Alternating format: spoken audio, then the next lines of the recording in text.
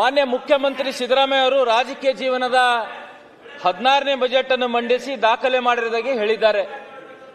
ಯಾವಾಗಲೂ ಸಾಮಾಜಿಕ ನ್ಯಾಯ, ಸಂವಿಧಾನ, ಸಂಪತ್ತು ಹಂಚಿಕೆ ಮಾತಾಡೋ ಮುಖ್ಯಮಂತ್ರಿಗಳು 7 ಕೋಟಿ ಜನರಿಗೆ ತಲುಪುವುದು ಬಜೆಟ್ ಅನ್ನ ಮಂಡಿಸಿಲ್ಲ ಅಂತ ನನ್ನ ಭಾವನೆ. ಇಲ್ಲಿ ಸರ್ವಜ್ಞರ ಒಂದು ವಚನ ನೆನಪಿಸಿಕೊಳ್ಳೋದಾದರೆ, ಪುಷ್ಪವಿಲ್ಲದ ತೋಟ, ತುಪ್ಪವಿಲ್ಲದ ಊಟ, ಒಪ್ಪವಿಲ್ಲದಳ ನಗೆ ನುಡಿ, ಇವು 3 ಸಪ್ಪನೆ ಕಾಣ ಅಂತ ಸರ್ವಜ್ಞ ಹೇಳಿದ್ದಾರೆ. ಪುಷ್ಪವಿಲ್ಲದ ತೋಟ, ಟೈಮ್ ಇಲ್ಲ, ಯಾಕೆ ರಿಪೀಟ್ ಮಾಡ್ತೀರಿ? ಒಮ್ಮೆ ಸಾಕು. ಒಂದೇ ಸೆಕೆಂಡ್ ಸರ್. ಪುಷ್ಪವಿಲ್ಲದ ತೋಟ, ತುಪ್ಪವಿಲ್ಲದ ಊಟ, ಒಪ್ಪವಿಲ್ಲದಳ ನಗೆ ನುಡಿ, ಇವು 3 ಸಪ್ಪನೆ ಕಾಣ ಅಂತ ಸರ್ವಜ್ಞ ಹೇಳಿದ್ದಾರೆ. ಇದನ್ನು ಸಿದ್ದರಾಮಯ್ಯ ಬಜೆಟ್ಗೆ ಅನ್ವಯಿಸಿ ಹೇಳಿದಾದರೆ ಸರ್ವರನ್ನು ಒಳಗೊಳ್ಳದ, ನೀವು ಉಪವಾಸ ಇದ್ದಾಗ ಅವ್ರು ಇದೆಲ್ಲ ಹೇಳಿದ್ರೆ ಹೆಂಗಾಗತ್ತೆ ಅವರಿಗೆ? ದೂರದೃಷ್ಟಿ ಇಲ್ಲದ ಸಾಮಾಜಿಕ ಹೊಣೆಗಾರಿಕೆ ಮರೆಯಾದ ಸವಕಲು ಸಪ್ಪೆಯ ಮುಂಗಡ ಪತ್ರ ಎನ್ನಬಹುದು ಅಂತ ನಾನು ಹೇಳಕ್ ಇಚ್ಛಪಡ್ತೀನಿ. ಇದು ಕೇವಲ ವೋಟ್ ಬ್ಯಾಂಕ್ ಕೇಂದ್ರೀಯ ಬಜೆಟ್, ಕೇಂದ್ರೀಕೃತ ಬಜೆಟ್ ಅಂತ ಈ ಅವಯವ ಬಗ್ಗೆ ನಮ್ಮ ವಿರೋಧ ಪಕ್ಷದ ನಾಯಕರಾದ ಆರ್ ಅಶೋಕ್ ರವರು ಹಾಗೂ ನಮ್ಮ ರಾಜ್ಯಾಧ್ಯಕ್ಷರಾದ BY ವಿಜೇಂದ್ರ ಅವರು ಈಗಾಗಲೇ ಹಲವು ವಿಷಯ ಬಗ್ಗೆ ಸದನಕ್ಕೆ ಸರ್ಕಾರದ ಲೋಪಗಳು ಎತ್ತಿ ತೋರಿಸಿದ್ದಾರೆ. ಇದು ಒಂದೇ ಕೆಲವು ಸಮುದಾಯ, ಕೆಲವು ವೋಟ್ ಬ್ಯಾಂಕು, ಕೆಲವೇ ಜಿಲ್ಲೆಗಳಿಗೆ ಕೇಂದ್ರಿತ ಬಜೆಟ್ ಮಾನ್ಯ ಸಿದ್ದರಾಮಯ್ಯನವರು ಮಂಡಿಸಿದ್ರೆ ಅಂತ ನಾನು ಹೇಳಕ್ ಇಚ್ಛಪಡ್ತೀನಿ. ಸ್ವಾಮಿ ವಿವೇಕಾನಂದರು, ಸುಭಾಷ್ ಚಂದ್ರ ಬೋಸ್ ಅವರು ಕೆಲವೇ ವರ್ಷಗಳ ಕಾಲ ಬದುಕಿದರು, ಆದರೆ ಅವ್ರ ಸಾಧನೆ ಚಿರಸ್ಮರಣೀಯ. ಇವರಾರು ದಾಖಲೆಗೋಸ್ಕರ ಕೆಲಸ ಮಾಡಲಿಲ್ಲ ಅಧ್ಯಕ್ಷರೇ. ಆದರೆ ಮುಖ್ಯಮಂತ್ರಿಗಳು ಎಷ್ಟು ಬಾರಿ ಅವಕಾಶ ದೊರೆತರೂ ಸಹ ಸಮಗ್ರ ಕರ್ನಾಟಕ ಬಗ್ಗೆ ಯೋಚನೆಗಳ ರೂಪಿಸಲಿ ಎಂಬುದು ನನ್ನ ಅಭಿಪ್ರಾಯ ಅಧ್ಯಕ್ಷರೇ. ರಾಜ್ಯದಲ್ಲಿರುವ ಎಲ್ಲಾ ಮಠಮಾನ್ಯಗಳು, ಎಲ್ಲಾ ಸಮುದಾಯದ ಒಂದು ಮಠಮಾನ್ಯರಿಗೆ ಹಣ ಮೀಸಲಿಡ್ಲಿಕ್ಕೆ ಈ ಸರ್ಕಾರ, ರಾಜ್ಯದ ಮುಖ್ಯಮಂತ್ರಿಗಳು ವಿಫಲರಾಗಿದ್ದಾರಂತ ನಾನು ಹೇಳಕ್ ಇಚ್ಛೆ ಪಡ್ತೀನಿ ಅಧ್ಯಕ್ಷರೇ. ರಾಜ್ಯದ 52,000 ಕೋಟಿ ಏನು ಗ್ಯಾರಂಟಿಗಳಿಗೆ ಮೀಸಲಿಟ್ರ ಅಂತ ಹೇಳ್ತಾ ಇದ್ದಾರೆ. ನಾ ಯಾವುದೇ ಮಂತ್ರಿ ಹತ್ರ ಒಂದು SCP TSP ಹಣ ಕೊಡ್ರಿ, ಯಾವ್ದಾರ ನಮ್ಮ ಕ್ಷೇತ್ರಕ್ಕೆ ಅನುದಾನ ಕೊಡ್ರಿ ಅಂದ್ರೆ ಇಲ್ಲಪ್ಪ 52,000 ಕೋಟಿ ಅದಕ್ಕೆ ಹೋಗ್ತಾ ಇದೆ, ಸ್ವಲ್ಪ ತಾಳ್ರಿ ತಾವೆಲ್ಲ ಶಾಸಕರಂತ ನಮ್ಮನ್ನೂ ಅವ್ರಿಗೂ 2 ಶಾಸಕರಿಗೆ, ಕಾಂಗ್ರೆಸ್ ಶಾಸಕರು ಕೂಡ ನಮ್ಮ ಎದುರು ಗೋಳು ಹೇಳ್ಕೊಡಿದಂತ ಉದಾಹರಣೆಗಳು ಬಹಳಷ್ಟಿವೆ ಅಧ್ಯಕ್ಷರೇ. ಮತ್ತೆ ಗ್ಯಾರಂಟಿ ನೇರವಾಗಿ ಹಣ ವರ್ಗಾವಣೆ ಮಾಡ್ತೆ ಮಾನ್ಯ ಮುಖ್ಯಮಂತ್ರಿಗಳು ಹೇಳಿದ್ರು, ಉಪಮುಖ್ಯಮಂತ್ರಿ ಹೇಳಿದ್ರು. ಬಟ್ 30 ಕೋಟಿ ಕಾಂಗ್ರೆಸ್ ಕಾರ್ಯಕರ್ತರಿಗೆ ಈ ಹಣವನ್ನು ವೆಚ್ಚ ಭರಿಸ್ತಾ ಇದ್ದಾರೆ ಅಧ್ಯಕ್ಷರೇ. ನೀವು ಅವರನ್ನ ಸಿಟ್ಟಿಂಗ್ ಫೀಸ್ 1100 ಕೊಡ್ತಾ ಇದ್ರಿ, ಬಟ್ ಗ್ರಾಮ ಪಂಚಾಯತ್ ಸದಸ್ಯರಿಗೆ, ಚುನಾಯಿತ ಸದಸ್ಯರಿಗೆ ಓನ್ಲಿ 200 ರೂಪಾಯಿ ಕೊಡ್ತಾ ಇದ್ರಿ ಅಧ್ಯಕ್ಷರೇ. ಇದು ಬಹಳ ತಪ್ಪನ್ನು ನಾನು ಹೇಳ್ತೀನಿ. ಭಗವದ್ಗೀತೆ ಒಂದು ಮಾತು ಇಲ್ಲಿ ನೆನ್ ಬರ್ತದೆ ಅಧ್ಯಕ್ಷರೇ, ಯದ್ಯಾತೀತ ಚರಿತೆ ಶ್ರೇಷ್ಠ ತತ್ತ ದೇವತಾರೋಂಜನ ಸಂಯಮಾಣಿತ ಕುರಿತೆ ಲೋಕದತ್ತ ನರಿತು ಬರ್ತದೆ. ಅಂದ್ರೆ ನಾಯಕರು ಹೇಗೆ ನಡೆದುಕೊಳ್ಳುತ್ತಾರೆ, ಜನಸಾಮಾನ್ಯರು ಅದನ್ನೇ ಅನುಸರಿಸುತ್ತಾರೆ. ಆದ್ದರಿಂದ ಮುಂದಾಳತ್ವ ವಹಿಸುವವರು ಸಾಧ್ಯವಾದ ಶ್ರೇಷ್ಠವಾದ ಕೆಲಸವನ್ನು ಮಾಡಬೇಕಂತ ನಾನು ಹೇಳಕ್ ಇಚ್ಛೆ ಪಡ್ತೀನಿ ಅಧ್ಯಕ್ಷರೇ. ಈಗ ನಾನು ಒಬ್ಬ ಜನರ ಆಶೀರ್ವಾದದಿಂದ ನಾನೊಬ್ಬ ಹೋಮಿಯೋಪತಿಕ್ ಡಾಕ್ಟರ್ ಆಗಿ ಮೊಟ್ಟ ಮೊದಲಾಗಿ ವಿಧಾನಸಭಾ ಪ್ರವೇಶ ಮಾಡಿದ್ದೀನಿ ಅಧ್ಯಕ್ಷರೇ.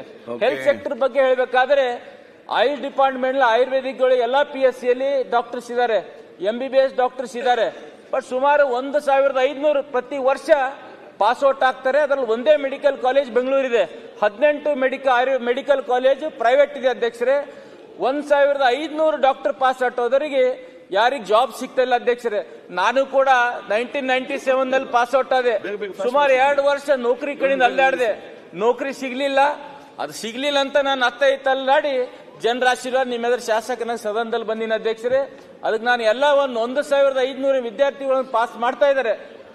ಅವ್ರಿಗೆ ದಯವಿಟ್ಟು ತಾವು ತಮ್ಮ ಮೂಲಕ ಹೇಳಕ್ ಇಚ್ಛೆ ಪಡ್ತೀನಿ, ಹೋಮಿಯೋಪತಿ ಕೂಡ ಬಹಳಷ್ಟು ಟ್ರೀಟ್ಮೆಂಟ್, ಕ್ರಾನಿಕ್ ಡಿಸೀಸಸ್ ಅಲ್ಲಿ, ಸ್ಕಿನ್ ಡಿಸೀಸಸ್ ಅಲ್ಲಿ, ಅಸ್ತಮಾದಲ್ಲಿ ಬಹಳಷ್ಟು ಒಳ್ಳೆ ಟ್ರೀಟ್ಮೆಂಟ್ ತಮ್ಮನ್ನು ಗೊತ್ತಿದೆ ಅಧ್ಯಕ್ಷರೇ. ಅದಕ್ಕೆ ಅವ್ರಿಗೆ ಜಾಬ್ ಗ್ಯಾರಂಟಿ ಪ್ರತಿ PSCಯಲ್ಲಿ ಕೂಡ ಮುಂದಿನ ಬಜೆಟ್ ಅಲ್ಲಿ, ಒಂದು ಸಪ್ಲಿಮೆಂಟರಿ ಬಜೆಟ್ ಅಲ್ಲಿ ನಾನು ವಿನಂತಿ ಮಾಡ್ಕೊತ ಎಲ್ಲ ಕಡೆ ಹೋಮಿಯೋಪತಿಕ್ ಡಾಕ್ಟರ್ಸಿಗೆ, ಆಯುಷ್ ಡಾಕ್ಟರ್ಸಿಗೆ ಜಾಸ್ತಿ ಒಂದು ಪ್ರಾತಿನಿಧ್ಯ ಕೊಡ್ಬೇಕಂತ ನಾನು ಹೇಳಕ್ ಇಚ್ಛೆ ಪಡ್ತೀನಿ. RDPR ಡಿಪಾರ್ಟ್ಮೆಂಟ್ ಮತ್ತೆ ಹೆಲ್ತ್ ಡಿಪಾರ್ಟ್ಮೆಂಟ್ ಬಾಣಂತಿಯರ್ ಸಾವು ಕಳೆದ 2-3 ತಿಂಗಳಾಯ್ತು. ಒಂದು ಕೋಲ್ಕತ್ತಾ ಕಂಪ್ನಿ ರಿಂಗರ್ ಲ್ಯಾಕ್ಟಿಸ್ ಒಂದು ಡೂಪ್ಲಿಕೇಟ್ ಸಪ್ಲೈ ಮಾಡಿದಕ್ಕೆ ಸಾಕಷ್ಟು ಬಾಣಂತಿಯರ್ ಸಾವು ಆಯ್ತು. ನಾನು ಪಕ್ಷ ವತಿನ ರಾಜ್ಯಾಧ್ಯಕ್ಷರು ಉಸ್ತುವಾರಿ ಕೊಟ್ಟು ನಾನು ಕೂಡ ಎಲ್ಲ ಜಿಲ್ಲೆ ಹೋಗಿ ಬಂದೆ ಅಧ್ಯಕ್ಷರೇ. ಅದಕ್ಕೆ ಇದರಲ್ಲಿ ಹೆಲ್ತ್ ಮಿನಿಸ್ಟರ್ ಈ ವಿಷಯದಲ್ಲಿ ಟೋಟಲ್ ಅಪ್ಪರ್ ಫೇಲ್ ಆಗಿದಾರ ನಾನು ಹೇಳಕ್ ಇಚ್ಛಪಡ್ತೀನಿ ಸದನಕ್ಕೆ. ಅವ್ರ ಈ ವಿಷಯದಲ್ಲಿ ಸೀರಿಯಸ್ ತಗೊಳ್ಳಿಲ್ಲ.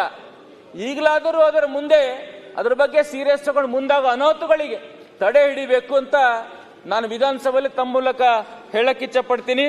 ಮತ್ತೆ RDPI ಡಿಪಾರ್ಟ್ಮೆಂಟ್ ಅಲ್ಲಿ ಸಾಕಷ್ಟು ನಮ್ಮ ಸ್ನೇಹಿತರು ಮಾತಾಡಿದ್ರು. SCPTS ಹಣದಲ್ಲಿ ಈ ಸಲ ಪ್ರಿಯಾಂಕ್ ಖರ್ಗೆ ಅವರು ಓನ್ಲಿ 50 ಲಕ್ಷ ಕೊಟ್ಟಿದ್ದಾರೆ ಅಧ್ಯಕ್ಷರೇ. ನಮ್ಮಲ್ಲಿ 60 ಲಕ್ಷ ಪರಿಶಿಷ್ಟ ಜಾತಿ ಪರಿಶಿಷ್ಟ ಜನ 60,000 ಜನ ಇದ್ದಾರೆ ಅಧ್ಯಕ್ಷ. 50 ಲಕ್ಷ ಅಂದ್ರೆ ಒಂದು CC ರೋಡ್ ಒಂದು ಅರ್ಧ ಕಿಲೋಮೀಟರ್ ಮುಗ್ದೇ ಹೋಗ್ತದೆ. ಯಾವಾಗ ಎದ್ರು ಪ್ರಿಯಾಂಕ್ ಖರ್ಗೆ ಅವರು ಸಿದ್ದರಾಮಯ್ಯನವರು ನಾವು ಬುದ್ಧ ಬಸವ ಅಂಬೇಡ್ಕರ್ ತತ್ವ ಪಾಲನೆ ಮಾಡ್ತೀನಿ ಅಂತಾರೆ. ಎಲ್ಲರಿಗೂ ಸರಿ ನೋಡ್ಬೇಕಂತ ಬುದ್ಧರು ಬಸವಣ್ಣವ್ರು ಹೇಳಿದ್ದಾರೆ. ಒಬ್ರಿಗೆ ಒಂದ್ ಕಣ್ಣಿಗೆ ಸುಣ್ಣ ಒಂದ್ ಕಣ್ಣಿಗೆ ಬೆಣ್ಣೆಯರು ನೋಡ್ತಾ ಇದ್ದಾರೆ. ಈ KKRDB ಅನುದಾನದಲ್ಲಿ ಕಲ್ಯಾಣ ಪಥದಲ್ಲಿ ನಮಗೆ ಬಿಜೆಪಿ ಶಾಸಕರಿಗೆ 11 ಕೋಟಿ, JDS ಶಾಸಕರಿಗೆ 11 ಕೋಟಿ, ಕಾಂಗ್ರೆಸ್ ನಮ್ಮ ಮಿತ್ರರಿಗೆ 34 ಕೋಟಿ. 1:2 ಕೊಡ್ರಿ ಅಧ್ಯಕ್ಷರೇ. 1:3 ಹೋಯ್ತಿದ್ದು. ದಯವಿಟ್ಟು ವಿನಂತಿ ಮಾಡ್ಕೋತೀನಿ ಎಲ್ಲರಿಗೆ, ಆ ಪಾಲನೆ ಮಾಡ್ತಾರ ದೊಡ್ಡ ಮಹಾನ್ ವ್ಯಕ್ತಿಗಳಂದ್ರೆ ಅದ್ರ ಸಮೀಪ ಹೋಗ್ಲಿ ಅಂತ ತಮ್ಮ ಮೂಲಕ ಹೇಳಕ್ ಇಚ್ಛಪಡ್ತೀನಿ. ಮತ್ತೆ ಮೊನ್ನೆ ನಮ್ಮ ಇಂಡಸ್ಟ್ರಿ ಮಿನಿಸ್ಟರ್ ಇಲ್ಲೇ ಇದ್ದಾರೆ ಸರ್. ಇಂಡಸ್ಟ್ರಿ ಮಿನಿಸ್ಟರ್ ಪಾಟೀಲ್ ರೇ, ಇಂಡಸ್ಟ್ರಿ ಮಿನಿಸ್ಟರ್ ಇಲ್ಲೇ ಇದ್ದಾರೆ ಸರ್. ಮೊನ್ನೆ ಗ್ಲೋಬಲ್ ಇನ್ವೆಸ್ಟ್ಮೆಂಟ್ ಮಾಡಿದ್ರು, ಅತಿ ಸಂತೋಷ. ಸುಮಾರು 10 ಲಕ್ಷ ಕೋಟಿ ರಾಜ್ಯಕ್ಕೆ ಒಂದು ಇನ್ವೆಸ್ಟರ್ ಬಂದ್ರು ಅಧ್ಯಕ್ಷರೇ. ಸರಿ ಇದೆ, ಬಟ್ ನೀವು ಬಜೆಟ್ ಅನ್ನೋದ್ರಲ್ಲಿ ಇದಕ್ಕೆ ರೈತರಿಗೆ ಬೆಂಗಳೂರು ಸುತ್ತಮುತ್ತ ಸಾವಿರಾರು ಕೋಟಿ ನೀವು ಅಕ್ವಿಷನ್ ಮಾಡ್ತಾ ಇದೀರಿ. ಅವ್ರಿಗೆ ಪೇಮೆಂಟ್ ಎಲ್ಲಿಂದ ಕೊಡ್ತೀರಿ? ಬಜೆಟ್ ಅಲ್ಲಿ ಆ ಡಿಪಾರ್ಟ್ಮೆಂಟಿಗೆ 1 ನಯ ಪೈಸೆ ಕೂಡ ಸಿದ್ದರಾಮಯ್ಯ ಕೊಟ್ಟಿಲ್ಲ. ಸಾಕಷ್ಟು ಜಮೀನು ಸುತ್ತಮುತ್ತ ಹೋಗಿದೆ. ಈಗ ಮತ್ತೆ ಹೊಸ ಏರ್ಪೋರ್ಟ್ ಮಾಡ್ತಾ ಇಲ್ಲತ್ತೀರಿ, ಹಣ ಎಲ್ಲಿಂದ ತರ್ತೀರಿ? ಈ ಆಯೋಗದಾಗ ಇಂಡಸ್ಟ್ರಿ ಡಿಪಾರ್ಟ್ಮೆಂಟ್ 1 ನಯ ಪೈಸೆ ಕೊಟ್ಟಿಲ್ಲ. ನಾನು ನೋಡಿದ ಪ್ರಕಾರ ಎಲ್ಲಿಂದ ತರ್ತೀರಿ? ರೈತರಿಗೆ ಕಂಪೆನ್ಸೇಷನ್ ಎಲ್ಲಿಂದ ಕೊಡ್ತೀರಿ? ಇದನ್ನ ಸ್ಪಷ್ಟನೆ ಮಾಡಿಲ್ಲ ಅಧ್ಯಕ್ಷರೇ ಈ ಡಿಪಾರ್ಟ್ಮೆಂಟ್ ಬಗ್ಗೆ. ಮತ್ತೆ ಯಾರು ಅಕ್ವಿಷನ್ ಮಾಡ್ತೀರಿ ಆ ರೈತರ ಕುಟುಂಬಕ್ಕೆ ಜಾಬ್ ಗ್ಯಾರಂಟಿ ಕೊಡಬೇಕು ಅಧ್ಯಕ್ಷರೇ. ಈಗ ಮೊನ್ನೆ ಕಂಪ್ಲಿ ಶಾಸಕ ಗಣೇಶ್ ಅವರು ಹೇಳಿದ್ರು, ಹೊರಗಿನವ್ರಿಗೆ ತಂದು ನೀವು ಜಾಬ್ ಕೊಡ್ತೀರಿ, ಆ ಕುಟುಂಬ ಕೊಡ್ಬೇಕಲ್ಲ ಅಧ್ಯಕ್ಷರೇ. ಅವ್ರ ಸಂಬಂಧಪಟ್ಟ ಸ್ಕಿಲ್ ಅವ್ನು ಏನ್ ಓದಿರ್ತಾನೆ ಅದ್ರ ಬಗ್ಗೆ ಜಾಬ್ ಕೊಡ್ರಿ. 50% ಇಂಡಸ್ಟ್ರಿ ಮಿನಿಸ್ಟರ್ ಒಂದು ಲೆಟರ್ ಹಾಕ್ಬೇಕು ತಮ್ಮ ಮೂಲಕ. ಪ್ರತಿಯೊಂದು ವಿದ್ಯಾರ್ಥಿನಿಯರು ಗೂಳೆ ಹೋಗಬಾರ್ದು ಬೇರೆ ರಾಜ್ಯಕ್ಕಂದ್ರೆ 50% ಜಾಬ್ ಗ್ಯಾರಂಟಿ ಇಂಡಸ್ಟ್ರಿ ಮಿನಿಸ್ಟರ್ ಕೊಡ್ಬೇಕಂತ ಹೇಳಕ್ಕೆ. ನಮ್ ಜಿಲ್ಲೆಗೆ ಬರ್ಬೇಕಾದ್ರೆ ಕೊನೆಯದಾಗಿ ನನ್ನ ಜಿಲ್ಲೆಗೆ ಬರ್ತೀನಿ. ಮೊನ್ನೆ ಕಾರಂಜ ಜಲಾಶಯ ಬೆಳಗಾವದಲ್ಲಿ ತಾವು 0 ಅವರಲ್ಲಿ ಟೈಮ್ ಕೊಟ್ಟಿದ್ರಿ. 3-4 ಜನ ರೈತರು ವಿಷ ತೊಗೊಂಡಿದ್ರು ಅಧ್ಯಕ್ಷರೇ. ತಗೊಂಡಾಗ ಕೂಡ ಮಾನ್ಯ ಉಸ್ತುವಾರಿ ಸಚಿವರು ಇಲ್ಲೇ ನಮ್ದು DK ಶಿವಕುಮಾರ್ CM ಅವರು ಮೀಟಿಂಗ್ ಮಾಡಿದ್ರು.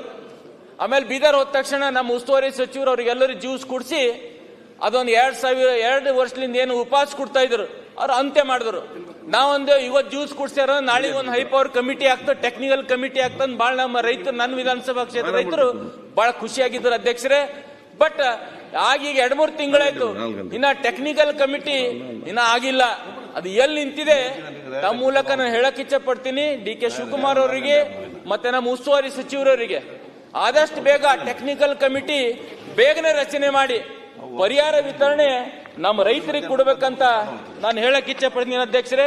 ಮತ್ತೆ ಒಂದು ವುಮೆನ್ ಡಿಪ್ಲೊಮಾ ಕಾಲೇಜ್ ನಮ್ಮ ಮನೆ ಕೇಳಿ ನ್ಯಾಷನಲ್ ಹೈವೇದಲ್ಲಿ ನನ್ನ ಕ್ಷೇತ್ರ ಇದೆ, ಅಲ್ಲಿ ವುಮೆನ್ ಡಿಪ್ಲೊಮಾ ಕಾಲೇಜ್ ಒಂದು ಕೊಟ್ರೆ ಬಡ ವಿದ್ಯಾರ್ಥಿ ಪರಿಶಿಷ್ಟ ಪಂಗಡ ವಿದ್ಯಾರ್ಥಿಗಳಿಗೆ ಅನುಕೂಲ ಆಗ್ತಾ ಅಂತ ಹೇಳಕ್ ಇಚ್ಛೆ ಪಡ್ತೀನಿ ಅಧ್ಯಕ್ಷರೇ. ಅದೇ ತರ BSSK ಶುಗರ್ ಫ್ಯಾಕ್ಟರಿ ಸುಮಾರು ರೈತರ ಒಂದು ಲಕ್ಷ್ಮಿ ಅಂತ ನಮ್ಮ ಜಿಲ್ಲೆಯಲ್ಲಿ ಇದೆ ಅಧ್ಯಕ್ಷರೇ.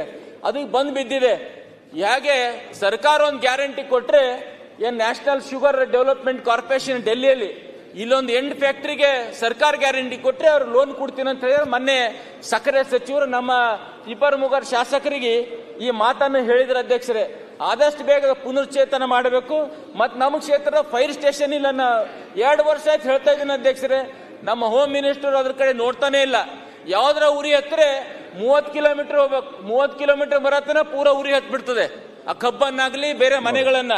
ಇದಾದಷ್ಟು ಬೇಗ ಮಾಡ್ಬೇಕಂತ ಹೇಳಕ್ ಇಚ್ಛೆ ಪಡ್ತೀನಿ. KKRDBಯಲ್ಲಿ ನಮ್ಮ ಕ್ಷೇತ್ರ ಅನ್ಯಾಯ ಆಗಿದೆ. ಗೋವಿಂದರಾಜು ಅವರು ಎಲ್ಲಾ ಕ್ಷೇತ್ರಕ್ಕೆ ನ್ಯಾಯ ಕೊಟ್ಟಾರೆ. ಆ ಕಮಿಟಿ ಬೀದರ್ ದಕ್ಷಿಣ ಕ್ಷೇತ್ರ ಅನ್ಯಾಯ ಮಾಡಿದ ನಾನು ಬಹಳ ಸಲ ಹೇಳಿದ್ದೀನಿ. ಅದಕ್ಕೆ ಆ ಗೋವಿಂದರಾಜು ಸಮಿತಿ ಆದಷ್ಟು ಬೇಗ ಅದೊಂದು ಕಮಿಟಿ ರಚನೆ ಮಾಡಿದೇನು ಕೊಟ್ರೆ ಎಲ್ಲೆಲ್ಲಿ ಹಿಂದುಳಿದ ಪ್ರದೇಶ ತಾಲೂಕಾ ಇವೆ ಅಲ್ಲಿಯೂ ಕೂಡ ನ್ಯಾಯ ಸಿಗ್ತದಂತ ತಮ್ಮ ಮೂಲಕ ಹೇಳಕ್. ಅಕ್ಕಮಾದೆ ಯೂನಿವರ್ಸಿಟಿ ಕೊನೆಯ ನನ್ನ ಕ್ಷೇತ್ರ ಇದೆ, ಕೊನೆ ನಾನು ಅಕ್ಕಮಾದೆ ಯೂನಿವರ್ಸಿಟಿ ಸಬ್ ಸೆಂಟರ್ ನಮ್ಮ ವಿಧಾನಸಭಾ ಕ್ಷೇತ್ರದಲ್ಲಿದೆ. 72 ಕೋಟಿ ಪ್ರಸ್ತಾವನೆ ನಾನು ಉಸ್ತುವಾರಿ ಸಚಿವರಿಗೆ ಮತ್ತೆ ಮಾನ್ಯ ಮುಖ್ಯಮಂತ್ರಿಯವರಿಗೆ ನಾನು ಕೊಟ್ಟಿದ್ದೀನಿ. ಅದಕ್ಕೆ ಆದಷ್ಟು ಬೇಗ ಅದಕ್ಕೆ ಎಷ್ಟಾದ್ರೂ ಒಂದು ಅನುದಾನ, ಒಂದು 2 ಕೋಟಿ ಅನುದಾನ ಕೊಟ್ರೆ ಬಹಳ ತುಂಬಾ ಒಳ್ಳೇದಂತ ನಾನು ಹೇಳಕ್ ಇಚ್ಛೆ ಪಡ್ತೀನಿ. ಮತ್ತ ನಮ್ಮ ಅಗ್ರಿಕಲ್ಚರ್ ಮಿನಿಸ್ಟರ್ 1200 ಅಷ್ಟೇ ಕೃಷಿ ಹೊಂಡ ಕೊಟ್ಟರು ಅಧ್ಯಕ್ಷರೇ. ರಾಜ್ಯದಲ್ಲಿ ರೈತರು ಎಷ್ಟರ ಅಟ್ಲೀಸ್ಟ್ 1 ಲಕ್ಷ ಕೃಷಿ ಹೊಂಡಗಳು ಆದರೆ ನೀರು ಸಂಗ್ರಹಣೆ ಆಗುತ್ತೆ, ಬೇಸಿಗೆಯಲ್ಲಿ ತೊಂದರೆ ಆಗಲ್ಲ ಅಧ್ಯಕ್ಷರೇ.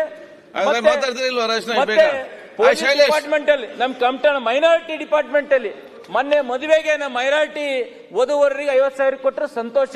ಬಟ್ ಅದರಲ್ಲಿ ಲಿಂಗಾಯತರಲ್ಲೂ ಗರೀಬಿದ್ದಾರೆ, ಒಕ್ಕಲಿಗರು ಗರೀಬಿದ್ದಾರೆ, OBCಯಲ್ಲಿ ಗರೀಬಿದ್ದಾರೆ, ಯಾರ್ಯಾರು ಗರೀಬಾರೆ ಎಲ್ಲರಿಗೂ 50,000 ರೂಪಾಯಿ ಕೊಡ್ಬೇಕಂತ ನಾನು ಮಾನ್ಯ ಅಧ್ಯಕ್ಷರ ವಿನಂತಿ ಮಾಡಿ ಇದಕ್ಕೆಲ್ಲರ ಸದಸ್ಯರ ಸಹಮತಿದೆ ಅಂತ ತಿಳ್ಕೊಂಡು ನಾನು ಹೇಳಕ್ ಇಚ್ಛೆ ಪಡ್ತೀನಿ. ಕಾಂಗ್ರೆಸ್ದವರು ಸಹಮತಿ ಮಾಡಬೇಕು, ಎಲ್ಲಾ ಸಮುದಾಯದವರಿಗೆ ಆಗುತ್ತೆ ಅಂತ ಹೇಳಿ. ಮತ್ತೆ ಎಜುಕೇಶನ್ ಪಾಲಿಟೆಕ್ನಿಕ್ ಕಾಲೇಜ್ ಒಂದು ನಮ್ಮ ವಿಧಾನಸಭಾ ತುಂಬಾ ಒಳ್ಳೇದಂತ ಹೇಳಿ ಕೊನೆಯದಾಗಿ ಒಂದು ಮಾತನ್ನ ಹೇಳಿ ನಾನು ಮಾತು ಮುಗಿಸ್ತೀನಿ ಅಧ್ಯಕ್ಷರೇ.